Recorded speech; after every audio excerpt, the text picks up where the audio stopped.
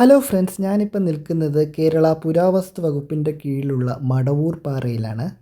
മടവൂർ പാറയുടെ എൻട്രൻസിലാണ് ഞാനിപ്പോൾ നിൽക്കുന്നത്. ഇവിടെ നിന്ന് അകത്തോട്ട് കയറുകയാണ്. ഇവിടെ ഈ സൈഡിലായിട്ട് വരുന്ന വഴി തന്നെ വലത് സൈഡിൽ കുട്ടികൾക്ക് കളിക്കാനുള്ള പാർക്കൊക്കെ ഉണ്ട്. ഈ സ്ഥലത്തിൻ്റെ പ്രത്യേകത എന്തെന്ന് പറഞ്ഞാൽ ഇവിടെ ഒരു ഗുഹാക്ഷേത്രമുണ്ട്, പ്രാചീന കാലം മുതലേ ഉള്ള. അത് പക്ഷേ ഇപ്പം കാണാൻ പറ്റില്ല. ഞാൻ ഇവിടെ ഉച്ചയ്ക്കാണ് വന്നത്. ആ സ്ഥലം 5 മണിക്ക് ശേഷമേ തുറക്കുകയുള്ളൂ. ഇതുണ്ട്, ഇവിടെ ഒരു മുളം കൊണ്ട് ഒരു ഇത് നിർമ്മിച്ചിട്ടുണ്ട്. പക്ഷേ അതിപ്പോൾ അടച്ചിട്ടൊക്കെയാണ്, എന്തോ തകരാറ് കാരണം. അതുപോലെ ഇവിടെ ഇപ്പം പുരാവസ്തു വകുപ്പിൻ്റെ കീഴിലായതുകൊണ്ട് തന്നെ സർക്കാർ ഇവിടെ ഒരുപാട് വികസന പ്രവർത്തനങ്ങളൊക്കെ ചെയ്തിട്ടുണ്ട്. 2 സൈഡും ഇതുപോലെ സ്റ്റെപ്സൊക്കെ കെട്ടി ഗാർഡനൊക്കെ വച്ചിട്ടുണ്ട്. ഇവിടെ നിന്ന് നമുക്ക് തിരുവനന്തപുരത്തിൻ്റെ ഏകദേശം ഭാഗങ്ങളെല്ലാം കാണാവുന്നതാണ്. ഇവിടെ കണ്ട ഒരു ടാങ്ക് പോലെ, ഈ ടാങ്കിൽ വെള്ളം എങ്ങനെയാണ് നിറയുന്നതെന്ന് അറിയാമോ?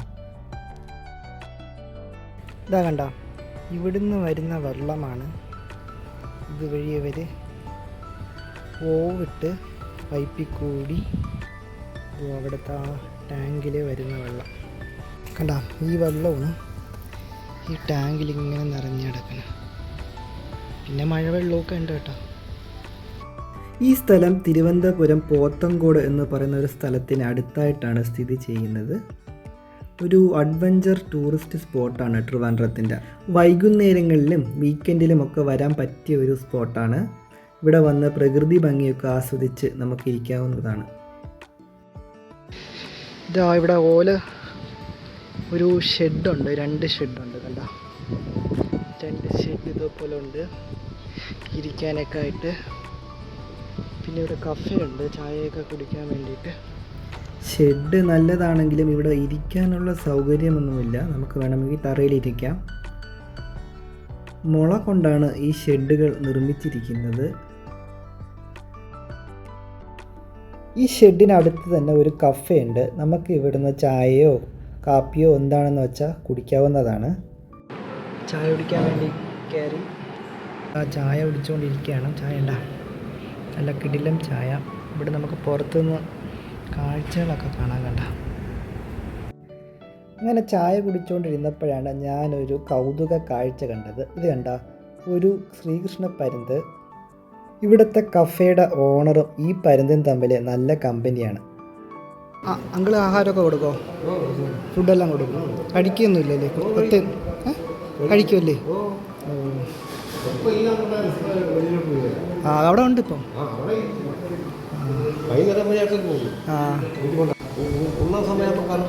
വരുമല്ലേ?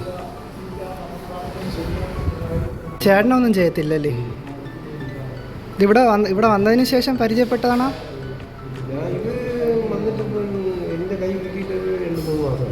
മാസമായി. ഇവിടെ വന്നതാണോ പറന്ന്? ഓ ആ, 2-3 മാസത്തിന് മുമ്പ് ഇവിടെ പറന്ന് വന്നതെന്നാണ് ഈ ചേട്ടൻ പറഞ്ഞത്. ഈ ചേട്ടൻ ഈ പരുന്തിന് ഫുഡെല്ലാം കൊടുക്കും. പക്ഷെ അത് കൊത്തേന്നുമില്ല, കഴിച്ചും കൊണ്ട് അത് പോവും. അതുപോലെ രാത്രി ഈ ചേട്ടനാണ് ഇതിനെ കൂട്ടിക്കൊണ്ടാക്കുന്നത്.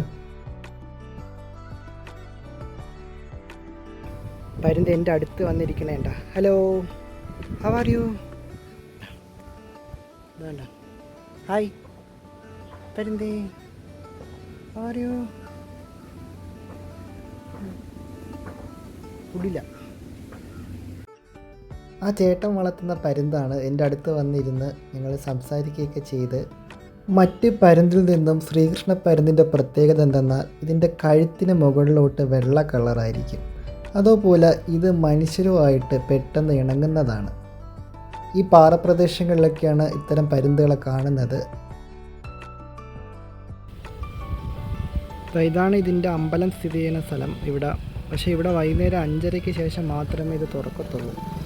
ഇവിടെയാണ് ഗുഹാക്ഷേത്രം ഉള്ളത്. 5:30-ക്ക് ശേഷം വന്നാലേ നമുക്ക് ഇവിടെ ഗുഹാക്ഷേത്രത്തിലോട്ട് പോകാൻ പറ്റത്തുള്ളൂ.